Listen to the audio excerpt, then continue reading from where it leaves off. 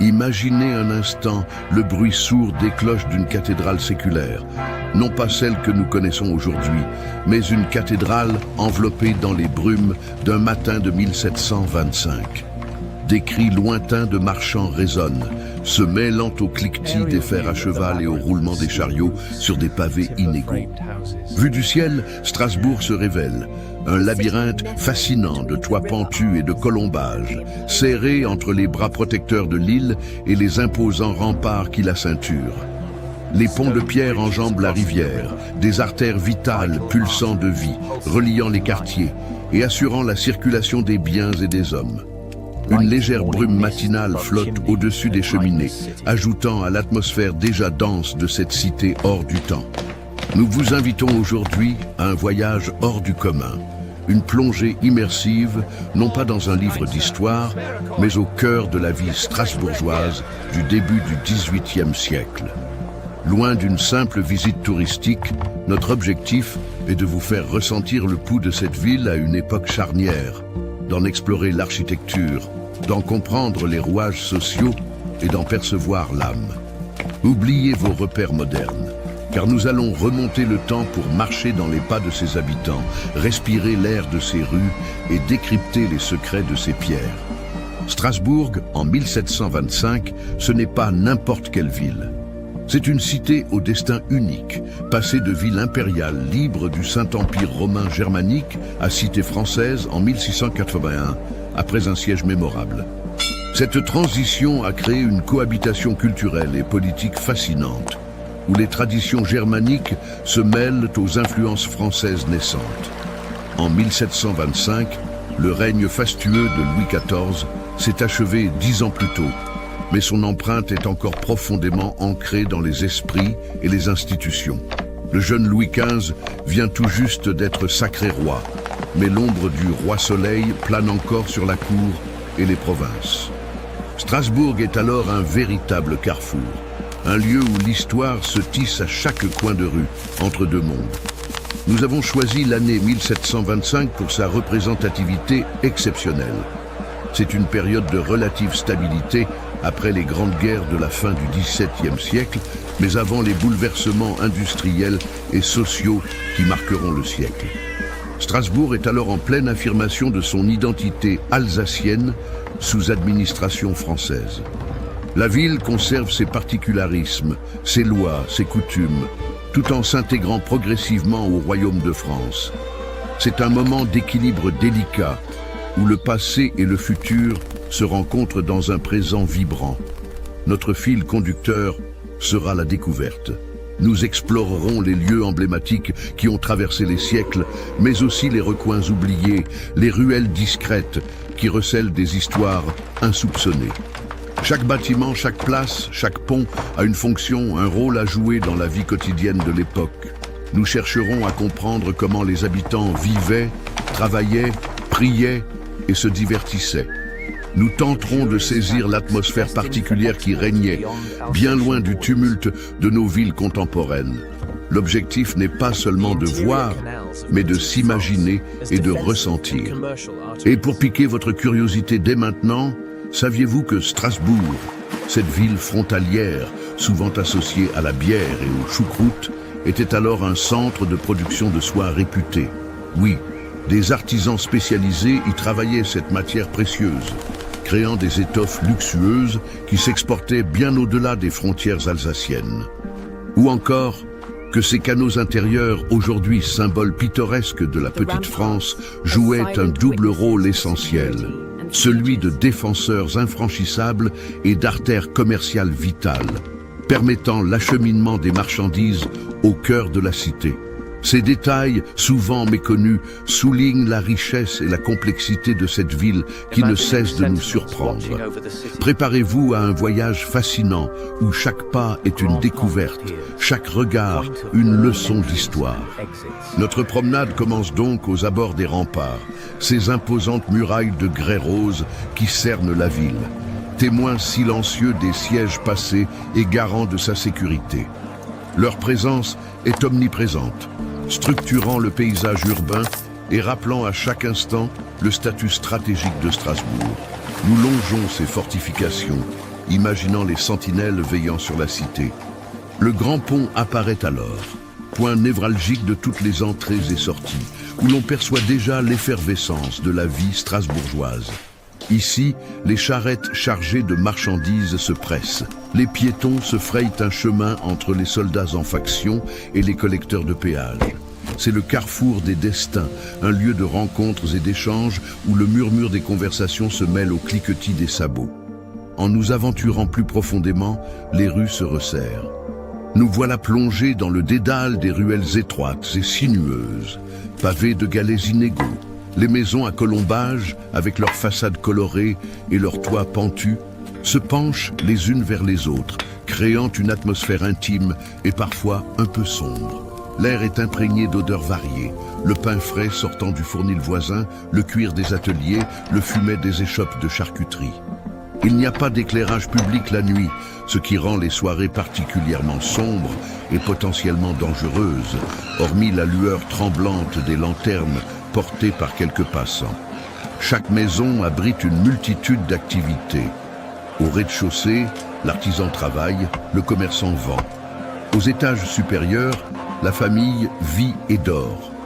Les enseignes pendues aux façades, souvent richement sculptées, sont les seuls repères dans ce labyrinthe urbain. Le cœur battant de cette vie quotidienne se trouve sans doute au marché. Imaginons-nous au marché aux cochons de lait, sur une place animée. Le brouhaha est incessant, les cris des marchands vantant leurs produits, les discussions animées des ménagères, le gloussement des volailles. Les étals débordent de denrées, légumes de saison, fruits du verger, fromage de la région. On y trouve aussi des produits plus spécifiques à l'époque, comme le sel, denrées précieuses, ou diverses épices venues de loin, témoignant des routes commerciales. Le marché n'est pas seulement un lieu d'approvisionnement, c'est un forum social où l'on échange les nouvelles, les rumeurs, un véritable miroir de la société strasbourgeoise. Dominant cet ensemble, la majestueuse cathédrale Notre-Dame se dresse, sentinelle de pierre veillant sur la ville. Sa silhouette élancée, avec sa flèche unique, est visible à des kilomètres à la ronde, un point de repère spirituel et architectural inégalé. À l'intérieur, l'atmosphère est empreinte de solennité. La lumière filtrante à travers les vitraux anciens illumine les nefs imposantes. L'horloge astronomique, chef-d'œuvre d'ingénierie et de précision, attire les regards. Chaque jour, à 12h30, elle s'anime, dévoilant un spectacle fascinant qui rappelle aux fidèles la fuite du temps et la grandeur de la création. La cathédrale n'est pas qu'un lieu de culte, c'est le symbole de l'identité strasbourgeoise, le point d'ancrage de la communauté. Autour de ce centre vibrant s'organise la vie corporative. Les maisons corporatives, appelées poêles, sont des bâtiments imposants où les corporations de métiers se réunissent. Elles témoignent de la puissance économique et sociale de ces groupes d'artisans. Prenons l'exemple des orfèvres, un métier d'artisanat de luxe très respecté à Strasbourg. Leur poêle, richement décoré, est le lieu où se décident les règles du métier, où les apprentis sont formés, où la qualité des produits est garantie.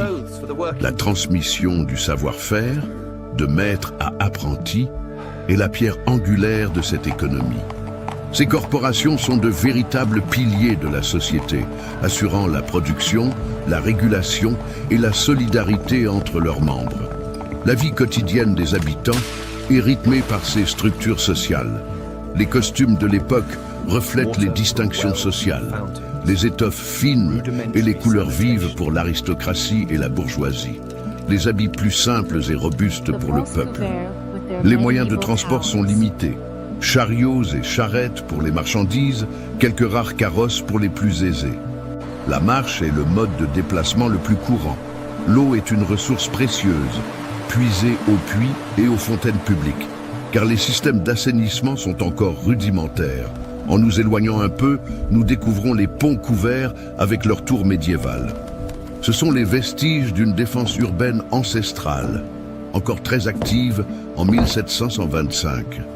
Ces ponts fortifiés, enjambant les bras de l'île, protègent l'accès à la ville depuis l'ouest. Leurs tours massives donnent une impression de puissance et d'invincibilité. C'est un lieu où l'histoire militaire de Strasbourg est palpable, rappelant les époques où la ville devait se défendre farouchement. Ces structures ne sont pas de simples ponts, mais des sentinelles de pierre, gardiennes du passé et du présent de la cité.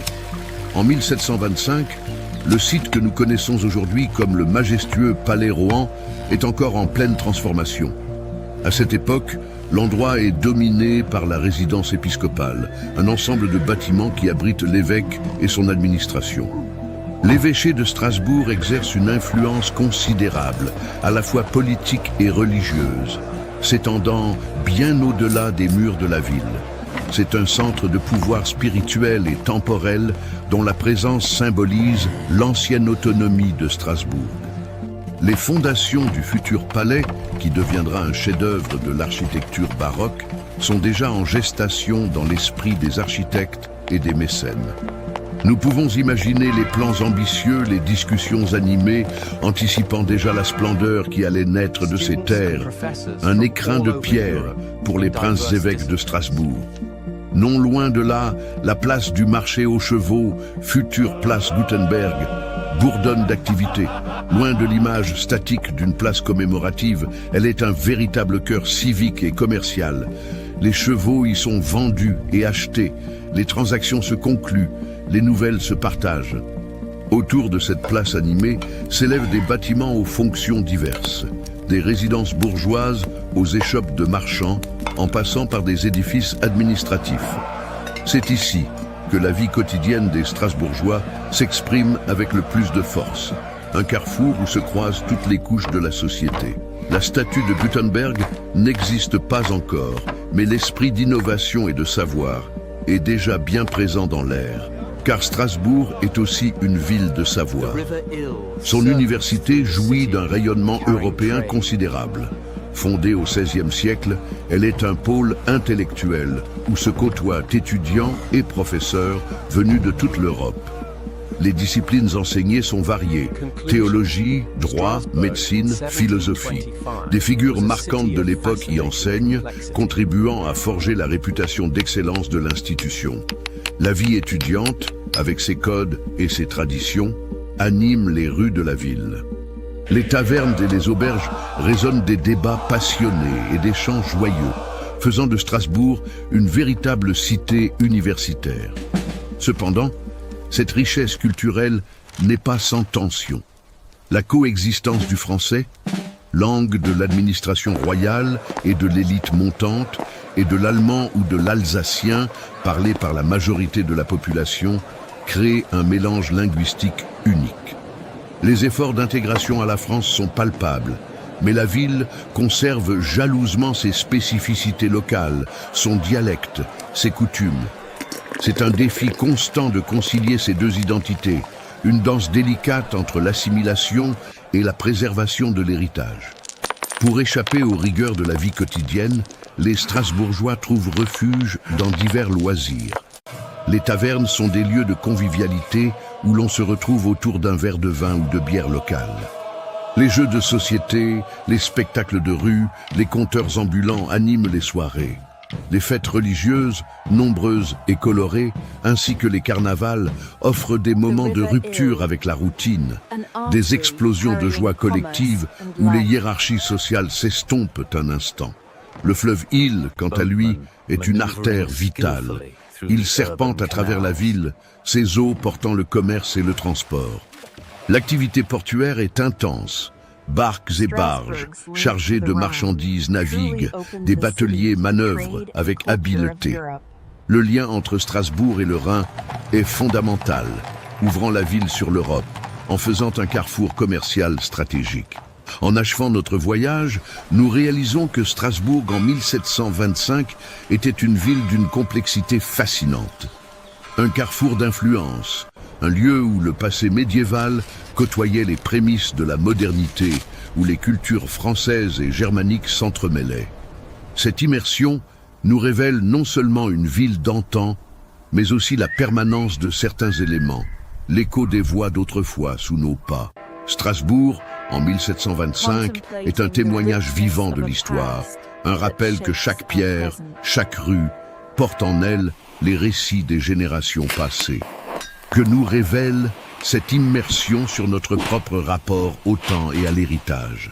Elle nous invite à contempler la richesse d'un passé qui, bien que lointain, continue de façonner notre présent.